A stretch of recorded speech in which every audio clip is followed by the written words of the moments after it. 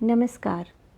आज मैं आपको सुना रही हूँ इस्मत चुगताई जी की लिखी कहानी नन्ही की नानी। नन्ही की नानी का माँ बाप का रखा नाम तो अल्लाह जाने क्या था। लोगों ने कभी उन्हें उस नाम से याद न किया। जब छोटी सी गलियों में नाक सुड़सुड़ाती फिरती थीं तो बफातन की लौंडिया के नाम से पुकारी गई। फिर कुछ दिन बशीरे की बहू कहलाए। फिर बिस्मिल्लाह की माँ के लक़ब से याद की जाने लगी। और जब बिस्मिल्लाह जापे के अंदर ही नन्ही को छोड़ चल बसी तो वो नन्ही की नानी के नाम से आखिरी दम तक पहचानी गई। दुनिया का कोई ऐसा पेशा न था जो ज़िंदगी में नन्ही की नानी ने इख्तियार ना किया। कटोरा गिलास पकड़ने की उम्र से वो तेरे मेरे घर में 2 वक्त की रोटी और पुराने कपड़ों के इव्ज़ ऊपर के काम पर धर ली गईं। ये ऊपर का काम कितना नीचा होता है। ये कुछ खेलने कूदने की उम्र से काम पर जोत दिए जाने वाले ही जानते हैं। नन्हे मियाँ के आगे झुनझुना बजाने की गैर दिलचस्प ड्यूटी से लेकर बड़े सरकार के सर की मालिश तक ऊपर के काम की फहरिस्त में आ जाती है। ज़िंदगी की दौड़ धूप में कुछ भनोमना भुलसना भी आ गया और ज़िंदगी के कुछ साल मामागेरी में बीत गए। पर जब दाल में छिपकली बघार दी और रोटियों में मक्खियाँ पिरोने लगी तो मजबूरन रिटायर होना पड़ा। उसके बाद तो नन्ही की नानी बस लगाई बुझाई करने, उधर की बात उधर पहुंचाने के सिवा और किसी कर्म की ना रहीं। ये लगाई बुझाई का पेशा भी खासा मुनाफा बख्श होता है। मोहल्ले में खटपट चलती रहती है। मुखालिफ कैंप में जाकर अगर होशियारी से मुखबरी की जाए तो खूब खूब खातिर मुदारत होती है। लेकिन ये पेशा कै दिन चलता। नानी लतरी कहलाने लगी और दाल गलती न पाकर नानी ने आखिरी और मुफीद तरीन पेशा यानी मुहज्जज तरीके पर भीख मांगना शुरू कर दी। खाने के वक्त नानी नाक फैलाकर सूंघती कि किस घर में क्या पक रहा है। बेहतरीन खुशबू की डोर पकड़कर वो घर में आन बैठती।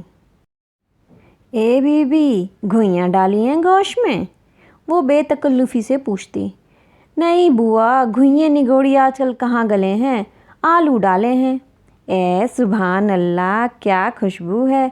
अल्लाह रखे, बिस्मिल्लाह के बाबा को आलूओं से इश्क था।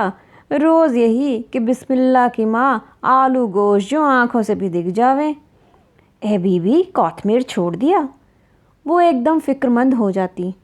नहीं, कोतमीर निगोड़ा सब मारा गया। मुआ सिक्के का कुत्ता क्यारी में लौट गया। हैं बगैर कोतमीर भला आलू गोश्त क्या खाक मजा देगा। हकीम जी के यहाँ मनो लगा है। ए नहीं नानी, हकीम जी के लौंडे ने कल शब्बन मियाँ की पतंग में कुटकी लगा दी। मैंने इस पे कहा खबरदार जो छज्जे पे कदम रखा। मैं कोई तुम्हारे नाम से थोड़ी मांगूंगी। और नानी बुरखा संभालती स्लीपरें सिटपिटाती हकीम जी के यहाँ जा पहुँचती। धूप खाने के बहाने खिसकती घिसटती क्यारी के पास मुंडेर तक पहुँच जाती। पहले एक पत्ती तोड़कर सूंघने के बहाने चुटकी में मसलती। हकीम जी की बहू की आंख बची और मारा नानी ने कोतमीर पर बुकटा। कोतमीर मुहैया कराने के बाद जाहिर है दोने वाले की हकदार तो हो ही जाती। नानी अपने हाथ की सफाई के लिए सारे मोहल्ले में मशहूर थी। खाने पीने की चीज़ें देखी और लुकमा मार गई। बच्चे की दूध की पतीली मुंह से लगाई, 2 घूंट गट लिए। शक्कर की फंकी मार ली।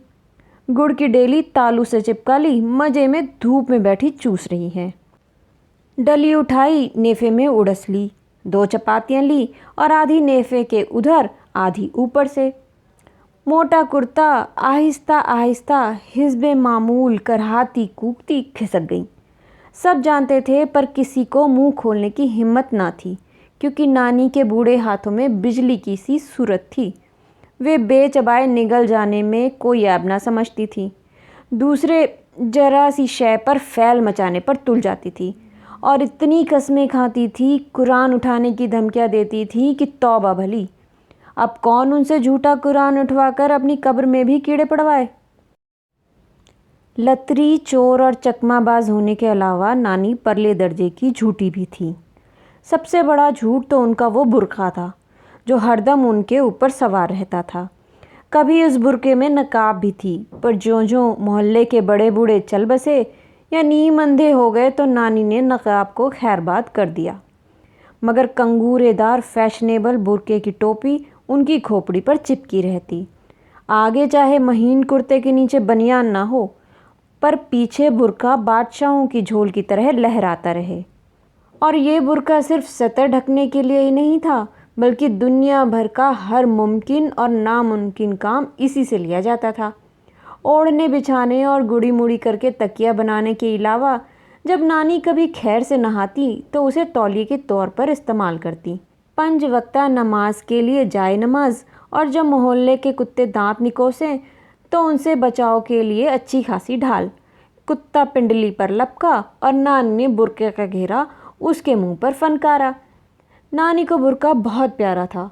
फुर्सत में बैठकर हसरत से उसके बुढ़ापे को बिसोरा करती, और जहाँ कोई चिंदी कतर मिली और एहतियातन पैबंद चिपका लिया।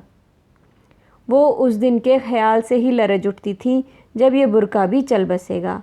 8 गज लट्ठा कफन को जुड़ जावे, यही बहुत जानो। नानी का कोई मुस्तकिल हेडक्वार्टर नहीं, सिपाही जैसी ज़िंदगी है। आज इसके दलाल में तो कल उसकी सहिंची में। जहाँ जगह मिली पड़ाव डाल दिया। जब दुत्कार पड़ी कूच करके आगे बढ़ पड़ी। आधा बुर्का ओढ़ा, आधा बिछाया, लंबी तान ली। मगर बुर्के से भी ज़्यादा वो जिसकी फ़िक्र में घुलती थी, वो थी उनकी इकलौती नवासी नन्ही। कड़क मुर्गी के तरह नानी पर फैलाए उसे पोटे तले दाबे रहती। क्या मजाल जो नज़र से ओझल हो जाएगी। मगर जब हाथ पैरों ने जवाब दे दिया और मोहल्ले वाले चौकन्ने हो गए, उनकी जूतियों की घिस-घिस सुनकर ही चाक चौबंद होकर मोर्चे पर डट जाते। ढिठाई से नानी के इशारे किनारे से मांगने को अनसुना कर जाते, तो नानी को उसके सिवा कोई चारा न रहा कि नन्ही को उसके आबाई पेशे यानी ऊपर के काम पर लगा दे। बड़े सोच विचार के बाद उन्होंने उसे डिप्टी साहब के यहाँ रोटी, कपड़ा और 1.5 रुपया महीना पर छोड़ ही दिया। पर वो हरदम साए की तरह लगी रहती। नन्ही नज़र से ओझल हुई और नानी बलबलाएं, पर नसीब का लिखा कहीं बूढ़े हाथों से मिटा है। दोपहर का वक्त था। डिप्टी आइन अपने भाई के घर बेटे का पैगाम लेकर गई हुई। सरकार खशखाना में कैलूला फरमा रहे थे। नन्ही पंखे की डोरी थामे ऊँघ रही थी। पंखा रुक गया और सरकार की नींद टूट गई। शैतान जाग उठा और नन्ही की किस्मत सो गई। कहते हैं बुढ़ापे के आसेब से बचने के लिए मुख्तलिफ अद्वियात और तिल्लाओं के साथ हकीम वैद चूज़ों की यखनी भी तजवीज़ फरमाते हैं। 9 बरस की नन्ही चूज़ा ही तो थी। मगर जब नन्ही की नानी की आँख खुली तो नन्ही गायब। मोहल्ला छान मारा, कोई सुराग न मिला। मगर रात को जब नानी थकी मांधी कोठरी में लौटी तो कोने की दीवार से टिकी हुई नन्ही जख्मी चिड़िया की तरह अपनी फीकी फीकी आँखों से घूर रही थी। नानी की घिग्गी बंद गई और अपनी कमज़ोरी को छिपाने के लिए वे उसे गालियाँ देने लगी। मालज़ादी, अच्छा छकाया, यहाँ आन मरी है, ढूंढते ढूंढते पिंडलियाँ सूझ गईं। ठहर तो जा, सरकार से कैसी 4 चोट मार्ग लगवाती हूँ। मगर नन्ही की चोट ज़्यादा देर ना छिप सकी।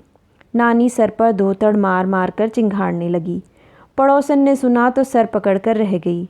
अगर साहबजादे की लजिश होती तो शायद कुछ डांट डपट हो जाती, मगर डिप्टी साहब, मोहल्ले के मुखिया, 3 नवासों के नाना, 5 वक्ता नमाजी, अभी पिछले दिनों मस्जिद में चटाइयाँ और लोटे रखवाए।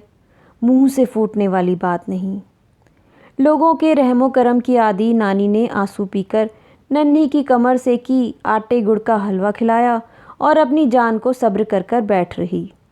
2-4 दिन लोट पीट कर नन्ही उठ खड़ी हुई और चंद दिनों में ही सब कुछ भूल भाल गई। मगर मोहल्ले की शरीफजादियाँ ना भूलें। छुप छुप कर नन्ही को बुलाती। नहीं, नानी मारेगी। नन्ही टालती। ये ले, चूड़ियाँ पहन लीजो, नानी को क्या खबर होगी। बीवियाँ बेकरार होकर फुसलाती। क्या हुआ, कैसे हुआ की तफसील पूछी जाती। नन्ही कच्ची कच्ची मासूम तफसीलें देती। बीवियाँ नाकों पर दुपट्टे रख खिलखिलाती। नन्ही भूल गई, मगर कुदरत न भूल सकी। कच्ची कली कब्ल अज़ वक्त तोड़कर खिलाने से पंखुड़ियाँ झड़ जाती हैं, ठूठ रह जाता है। नन्ही के चेहरे से भी न जाने कितनी मासूम पंखुड़ियाँ झड़ गईं। चेहरे पर फटकार और रोड़ापन। नन्ही बच्ची से लड़की नहीं बल्कि छलांग मारकर एकदम औरत बन गई। वो कुदरत के मशाकी हाथों से संवारी भरपूर औरत नहीं बल्कि टेढ़ी मेढ़ी औरत जिस पर किसी देव ने 2 गज लंबा पाँव रख दिया हो। ठिंगनी मोटी कचौरा सी, जैसे कच्ची मिट्टी का खिलौना कुम्हार के घुटने तले दब गया हो। मैली साफ़ी से कोई नाक पोंछे चाहे कूल्हे, कौन पूछता है। राह चलते उसे चुटकियाँ भरते, मिठाई के दोने पकड़ाते। नन्ही की आंखों में शैतान थिरक उठता। मगर अब नानी बजाय उसे हलवे मांडे ठुसाने के उसका धोबी घाट करती। मगर मैली साफ़ी से धूल भी न झड़ती। जानवर बड़की गेंद पट्टा खाया और उछल गई। चंद साल में ही नन्ही की चौमुखी से मोहल्ला लरज़ उठा। सुना कि डिप्टी साहब और साहबजादे में कुछ तन गई। फिर सुना मस्जिद के मुल्ला को रजुआ कुम्हार ने मारते मारते छोड़ा। फिर सिद्दीक पहलवान का भांजा मुस्तकिल हो गया। आए दिन नन्ही की नाक कटते कटते बचती और गलियों में लठपोंगा होता। और फिर नन्ही के तलवे जलने लगे। पैर धोने की रत्ती भर जगह न रही। सिद्दीक पहलवान के भांजे की पहलवानी और नन्ही की जवानी ने मोहल्ला वालों का नातिका बंद कर दिया। सुनते हैं दिल्ली मुंबई में इस माल की थोक खपत है। शायद दोनों वहीं चले गए। जिस दिन नन्ही भागी उस दिन नानी के फरिश्तों को भी शुबा न हुआ। 2-3 दिन से निगोड़ी चुप चुप सी थी। नानी से याद जुबानी भी न की। चुपचाप आप ही आप हवा में बैठी घूरा करती। ए नन्ही, रोटी खा ले, नानी कहती। नानी भी भूख नहीं। ए नन्ही, अब देर हो गई, सो जा। नानी भी नींद नहीं आती। रात को नानी के पैर दबाने लगी।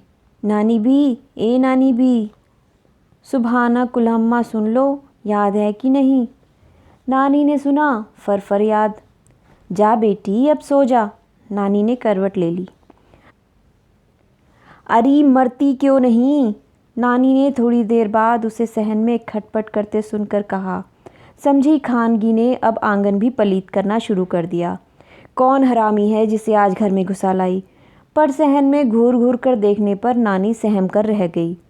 नन्ही ईशा की नमाज पढ़ रही थी और सुबह नन्ही गायब हो गई। कोई दूर देश से आता है तो खबर आ जाती है। कोई कहता है नन्ही को एक बड़े नवाब साहब ने डाल लिया है। टिम है, मानो सोना, बेगमों की तरह रहती है। कोई कहता है हीरा मंडी में देखा है। कोई कहता है फारज रोड पर किसी ने उसे सोनागाजी में देखा। मगर नानी कहती है नन्ही को हैज़ा हुआ था। 4 घड़ी लोट पोट कर मर गई। नन्ही का शोक मनाने के बाद नानी कुछ खपतन भी हो गई। लोग राह चलते छेड़खानी करते।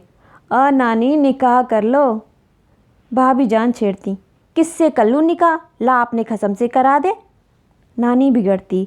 ए नानी, मुल्ला जी से कर लो, अल्लाह कसम तुम पे जान देते हैं। और नानी की मुगल्ली ज़ात शुरू हो जाती। वो पैतरे गालियों में निकालती कि लोग भौचक के रह जाते। मिल तो जाए भड़वा, दाढ़ी ना उखेड़ लूँ तो कहना। मगर जब मुल्ला जी कभी गली के नुक्कड़ पे मिल जाते तो नानी सचमुच शर्मा सी जाती।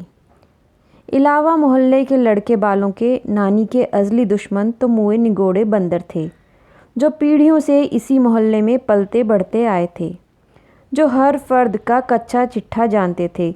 मर्द खतरनाक होते हैं और बच्चे बज़्ज़ात, औरतें तो सिर्फ डरपोक होती हैं। पर नानी भी उन्हीं बंदरों में पलकर बुढ़ियाई थीं। उन्होंने बंदरों को डराने के लिए किसी बच्चे की गुलेल हथिया थी और सिर पर बुरके का पगड़ बांधकर वो गुलेल तानकर जब उचकती तो बंदर थोड़ी देर को शिद्दर ज़रूर रह जाते और फिर बेतवज़ुही से टहलने लगते। और बंदरों से आए दिन उनकी बासी टुकड़ों पर चकचक रहती। मोहल्ले में जहाँ कहीं शादी ब्याह चिल्ला चालीसवां होता, नानी जूठे टुकड़ों का ठेका ले लेती। लंगर खैरात बढ़ती तो 4-4 मर्तबा चकमा देकर हिस्सा लेती। मनो खाना बटोर लेने के बाद वो उसे हसरत से तकती, काश उनके पेट में भी अल्लाह पाक ने ऊँट जैसा इंतज़ाम किया होता तो कितने मज़े रहते। मज़े से 4 दिन की खुराक मादे में भर लेती, छुट्टी रहती। मगर अल्लाह पाक ने रिज़्क का इतना ऊट-पटांग इंतज़ाम करने के बाद पेट की मशीनरी क्यों इस कदर नाकिस बना डाली कि 2 वक्त के खाने से ज़्यादा ज़ख़ीरा जमा करने का ठौर नहीं। इसलिए नानी टाट के बसेरों पर जूठे टुकड़े फैलाकर सुखाती और उन्हें मटकों में भर लेती। जब भूख लगी सूखे टुकड़े चूमर किए, पानी का छींटा दिया, चुटकी भर लून मिर्च बुरका और लजीज मलगूबा तैयार। लेकिन गर्मियों और बरसात के दिनों में बारहा ये नुस्खा उन पर हैज़ा तारी कर चुका था। चुनांचे बच जाने पर उन टुकड़ों को औने पौने बेच डालती ताकि लोग अपने कुत्तों और बकरियों वगैरह को खिला दें। मगर अमूमन कुत्तों और बकरियों के मादे नानी के ढीठ मादे का मुकाबला ना कर पाते और लोग मोल तो क्या तोहफ़न भी इन फ़कवाहियात को कबूलने पर तैयार न होते। वही अजीज़ अजान जूठे टिकरे जिन्हें बटोरने के लिए नानी को हज़ारों सलावतें और ठोकरें सहना पड़ती और जिन्हें धूप में सुखाने के लिए उन्हें पूरी बंदरजादी से जिहाद मोल लेना पड़ता। जहाँ टुकड़े फैलाए और बंदरों के कबीले को बेतार बर की खबर पहुँची। अब क्या, गोल दर गोल दीवारों पर डटे बैठे हैं, खपरेलों पर धमाचौकड़ी मचा रहे हैं, छप्पर खसूट रहे हैं और आते जाते खिसिया रहे हैं। नानी भी उस वक्त मर्दे मैदान बनी, सर पर बुरके का डांटा बांधे, हाथ में गुलेल लिए मोर्चे पर डट जाती। सारा दिन लगे लगे करके शाम को बचा खुचा कूड़ा बटोर बंदरों की जान को कोसती नानी अपनी कोठरी में थक कर सो रहती। बंदरों को उनसे कुछ जाति किस्म की पुरखास हो गई थी। अगर ये बात न होती तो क्यों जहान भर की नियमतों को छोड़कर सिर्फ नानी के टुकड़ों पर ही हमलावर होते, और क्यों बज़ात लाल पिछाए वाला उन्हीं का अजीज़त जान तकिया ले भागता। वो तकिया जो नन्ही के बाद नानी का वाहिद अजीज़ और प्यारा दुनिया में रह गया था। वो तकिया जो बुरके के साथ उनकी जान पर हमेशा सवार रहता था, जिसकी सवैयों को वो हर वक्त पक्का टाका मारती रहती थी। नानी किसी कोने खदरे में बैठी तकिए से ऐसे खेला करती जैसे वो नन्ही सी बच्ची हो और वो तकिया उनकी गुड़िया। वो अपने सारे दुख उस तकिए से कहकर जी हल्का कर लिया करती थी। जितना जितना उन्हें तकिए पर लाड़ आता वो उसके टाँके पक्के करती जाती। किस्मत का खेल देखिए।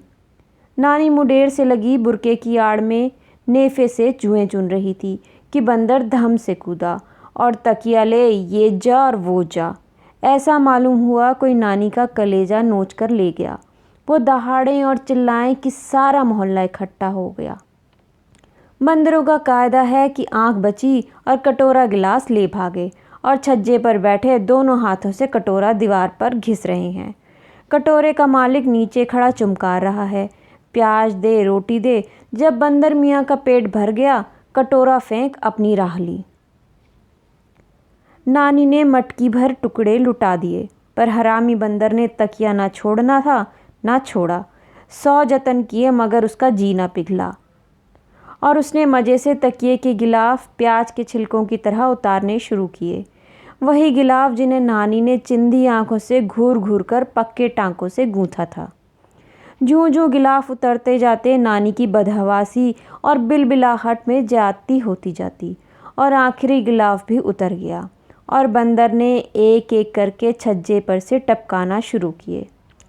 रोटी के गाले नहीं बल्कि शब्बन की फतवन, बानू सुक्के का अंगोछा, हसीना बी की अंगिया, मुन्नी बी की गुड़िया का गरारा, रहमत की ओढ़नी, खैराती का कचना, हैरून के लौंडे का तमंचा, मुंशी जी का मफलर और इब्राहिम की कमीज़ की आस्तीन का मक्कफ, सिद्दीक की तहमत का टुकड़ा, अमीना बी की सुरमेदानी, बफातन की कलजूटी, सकीना बी की अफशा की डिब्बी, मुल्ला जी की तस्बीह का इमाम और बाकिर मियाँ की सजदागाह, बिस्मिल्लाह का सूखा हुआ नाल और कलावा में बंधी नन्ही की पहली सालगिरह की हल्दी की गांठ, दूब और चांदी का छल्ला और बशर खां का गिल्ट का तमगा जो उसे जंग से जिंदा लौट के आने पर सरकार औलिया से मिला था। मगर किसी ने इन चीज़ों को ना देखा, बस देखा तो चोरी का माल, जिसे साला साल की छापामारी के बाद नानी ने लिख लूट जोड़ा था। चोर, बेईमान, कमीनी, निकालो बुढ़िया को मोहल्ले से, पुलिस में दे दो। अरे इसकी तोशक भी खोलो, इसमें न जाने क्या क्या होगा। गरज जो जिसके मुंह में आया कह गया। नानी की चीखें एकदम रुक गईं। आंसू खुश्क, सिर नीचा और ज़ुबान काटो तो खून नहीं। रात भी ज्यों की त्यों दोनों घुटने मुट्ठियों में दाबे हिल हिल कर सूखी सूखी हिचकियाँ लेती रही। कभी अपने माँ बाप का नाम लेकर, कभी मियाँ को याद करके, कभी बिस्मिल्लाह और नन्ही को पुकार कर बैन करती। दम भर को ऊँघ आती, फिर जैसे पराए नासूरों में चूंटे चटकने लगते और वो बिलबिलाकर चौंक उठती। कभी चहकी पहकी रोती, कभी खुद से बातें करने लगती, फिर आप ही आप मुस्कुरा उठती और फिर तारीकी से कोई पुरानी याद का भाला खींचकर मारता और वो बीमार कुत्ते की तरह नीम इंसानी आवाज़ में सारे मोहल्ले को चौंका देती। 2 दिन उसी हालत में बीत गए। मोहल्ले वालों को आहिस्ता आहिस्ता एहसास नदामत होना शुरू हुआ। किसी को भी तो उन चीज़ों की असद ज़रूरत न थी। बरसों से खोई हुई चीज़ों को कभी का रो पीट कर भूल चुके थे। वो बेचारे खुद कौन से लखपति थे। तिनकों का बोझ भी ऐसे मौक़ों पर इंसान को शहतीर की तरह लगता है। लोग इन चीज़ों के बगैर ज़िंदा थे। शब्बन की फतवन अब सर्दियों में धींगा मस्ती करने के काबिल कहाँ थी। वो उसके मिलने के इंतज़ार में अपनी पटवार थोड़ी रोके बैठा था। हसीना बी की अंगिया चोली की अहमियत को बेकार समझकर उसे खैरबाद कर दिया। मिट्टी की गुड़िया का गरारा किस मसरफ़ का, वो तो कभी की गुड़ियों की उम्र से गुज़रकर हंडकलियों की उम्र में पहुंच गई थी। मोहल्ले वालों को नानी की जान लेना थोड़ी मंजूर थी। पुराने ज़माने में एक देव था। उस देव की जान थी एक भंवरे में। 7 समुंदर पार एक गार में संदूक था। उस संदूक में एक संदूक और संदूक में एक डिबिया थी जिसमें एक भंवरा था। एक बहादुर शहज़ादा आया और उसने पहले भंवरे की एक टांग तोड़ दी। उधर देव की टांग जादू के जोर से टूट गई। फिर दूसरी टांग तोड़ी और देव की दूसरी टांग भी टूट गई। फिर उसने भंवरे को मसल डाला और देव मर गया। नानी की जान भी तकिए में थी और बंदर ने वो जादू का तकिया दानों से चीर डाला और नानी के कलेजे में गर्म सलाख उतर गई। दुनिया का कोई दुख, कोई ज़िल्लत, कोई बदनामी ऐसी न थी जो नसीब ने नानी को ना बख्शी हो। जब सुहाग की चूड़ियों पर पत्थर गिरा तो समझी थी अब कोई दिन की मेहमान है, पर जब बिस्मिल्लाह को कफन पहनाने लगी तो यकीन हो गया कि ऊँट की पीठ पर ये आखिरी दिन का है। और जब नन्ही मुंह पर कालिख लगा गई तो नानी समझी कि बस ये आखिरी घाव है। ज़माने भर की बीमारियां पैदाइश के वक्त से झेली। 7 बार तो चेचक ने उनकी सूरत पे झाड़ू फेरी। हर साल तीज त्योहार के मौके पर हैजे का हमला होता। तेरा मेरा गुमोद धोते धोते उंगलियों के पोरे सड़ गए। बर्तन मांजती हथेलियां छलनी हो गई। हर साल अंधेरे उजाले ऊंची नीची सीढ़ियों से लुढ़क पड़ती। 2-4 दिन लोट पोट कर फिर घिसटने लगती। पिछले जन्म में नानी जरूर कुत्ते की कली रही होगी। जब ही तो इतनी सख्त जान थी, मौत का क्या वास्ता जो उनके करीब फटक जाए। बसरियां लगाए फिरी मगर मुर्दे का कपड़ा तन से न छू जाए। कहीं मरने वाला सिलवटों में मौत ना छुपा गया हो जो नाजों से पाली नानी को आन दबोचे। मगर यूं आकीबत बंदरों के हाथों लुटेंगी, उसकी किसे खबर थी। सुबह सवेरे भिश्ती मशक डालने गया था। देखा नानी खपरेल की सीढ़ियों पर उकड़ू बनी बैठी है। मुंह खुला है। मक्खियाँ नीम व आँखों के कोनों में घुस रही है। यूं नानी को सोता देखकर लोग उन्हें मुर्दा समझकर डर जाया करते थे, मगर नानी हमेशा बड़बड़ाकर बलगम थूकती जाग पड़ती थी और हंसने वालों को 1000 सलावतें सुना डालती थी। मगर उस दिन सीढ़ियों पर उकड़ू बैठी हुई नानी दुनिया को एक मुस्तकिल गाली देकर चल बसी। जिंदगी का कोई कल सीधा न था। करवट करवट कांटे थे। मरने के बाद कफन में भी नानी उकड़ू लिटाई गई। 1000 खींचतान पर भी अकड़ा हुआ जिस्म सीधा न हुआ। तो ये थी कहानी नन्ही की नानी। अगर आपको पसंद आई हो तो लाइक करें, शेयर करें और सब्सक्राइब करें। फिर मिलेंगे नए सफ़र में नई कहानी के साथ। नमस्कार।